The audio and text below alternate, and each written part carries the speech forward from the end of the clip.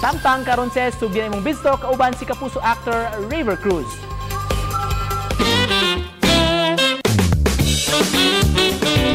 In demand nga leading man, dancer, performer, and host, kumustahon ta pagbalik din sa GMA Regional TV Live ang multi-talented kapuso artist, Raver Cruz. Mayong buntag, Raver, and welcome back dito sa GMA Regional TV Live.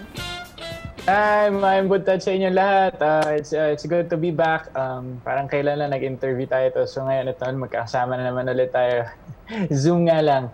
Oo, kahit Zoom lang, masayang-masaya na kami, nakasama ka namin. Kumusta ka na? Of course. Thanks for having me. Ito, okay naman. Malapit na mag-start yung... actually, nag-start na kami ng trabaho. Unti-unti, nag-studio na kami. So, and very, very excited to be back para maparoon nyo na kami ulit live sa studio. Diba? First of all, congratulations sa bagong nephew mo. Another talented performer na naman ito in the future, si Baby Joaquin. Nakakatuwa kasi ang lakas ng dugo ata ng mga kapatid ko sa puro lalaki. Puro lalaki kasi kami. So, ayun, excited na ako na turuan sila mag-basketball and sumayaw. Alam mo yun, nakaka-excite. Kayo ni Rodjon, you have always been close, kayong dalawa. And of course, yung older brother niyo din. And you both share the same talents and hobbies. Ngayon ba, with Baby Joaquin's arrival, paano kayo mas naging close palalo ni Rodjon? Well, siguro yung closeness namin ni Rodjon, hindi naman na mawawala yun kahit lumaki pa yung family niya. Kaso nilaloko ko lang siya itong past few days kasi nga si Rodjon talaga sobrang lambing yan. Everyday tumatawag sa amin ni Kuya Omar yan. As in, mga 3 times a day, 5 times a day. Alam mong busy na talaga siya sa pagiging daddy kasi hindi na tumatawag masyado. Ako na yung tumatawag. Sabi ko, bro, hindi ako sanay Hindi ka na tumatawag. Busy lang, alaga. Tapos, yun nga daw, lagi siyang antok kasi syempre, nagbabantay ng baby. Sabi ko, ayos yan, maka-adjust ka rin. And congratulations din for reaching millions of views sa TikTok dances mo, Raver. How do you feel about this and yung mga positive feedback that you get from the netizens? Doon, parang feeling ko nagpo-perform din ako sa TikTok para sa mga tao. So, maraming salamat po sa lahat ng nakasuporta sa TikTok namin. Pati sa amin ni Rodjon kasi bago lumabas si Joaquin, palagi akong bumibisita doon once a week kay Rodjon. Tapos gumagawa kami ng mga TikTok videos. So, yun. Pag pwede na ulit ako makabisita sa kanila, gagawa ulit kami ng marami pang sayo. Ayan, we look forward to that. Pero aside from dancing, Raver, you're hosting the new season of The Clash. What makes season 3 different from the previous ones?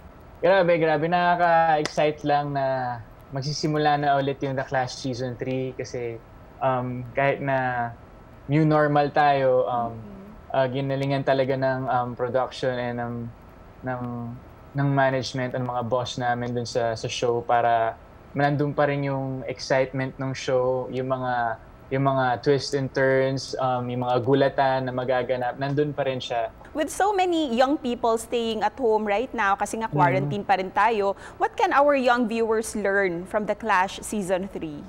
Kung anong gusto mong gawin sa buhay na to, huwag kang mahiyagin mo yun.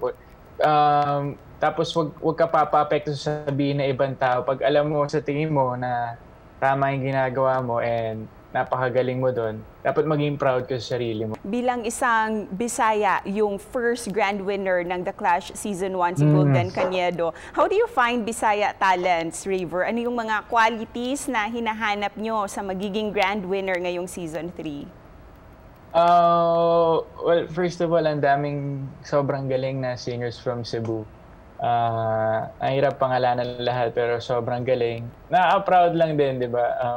Actually, bawat sulok ng mundo, marami talagang magagaling na singers ang Pilipino. Let's talk about your long-term plans. How do you see yourself 5 years from now, 10 years from now, Raver? Well, of course, 5 to 10 years from now, hopefully, family man na rin. Of course, di naman ako tumatanda. Start my own business and kung kakayanin and bibigay pa rin sa akin ng Panginoong Diyos yung ganitong trabaho, gugustuhin ko pa rin kasi Love ko yung ginagawa ko eh. Before we end the interview, what message do you want to give our viewers, especially those who want to share their talents in performing? Yes, yun ang message ko lang sa mga gustong sumayaw or kumanta or umacting kahit ano pa yan, gawin nyo lang. Kaya now's the right time to do it. Huwag na kayong mag-atubili, di ba? Lalo na sa mga social media platforms, ang dami, YouTube, TikTok, Instagram. Gawin nyo na lang kasi you'll never know, di ba? And sa mga sumusuporta naman sa Kapuso Network, gusto ko lang sabihin na malapit na The Clash Season 3. Daghang salamat, Raver, for joining us this morning. Ingat ka. Yes, daghang salamat din po. Good morning sa inyong lahat. Thank you. Thank you. And that was Raver Cruz, mga kapuso, nga busy karon sa paghatod og good vibes and good energy pinaagi sa The Clash Season 3 og All Out Sundays. And for exclusive online drama, comedy, and musical content, just visit www.gmanetwork.com/gets for more videos kauban ng inyong paboritong Kapuso stars. Og sayri ang mga giandam panamo para ninyo karong buntaga sa pagbalik sa GMA Regional TV Live.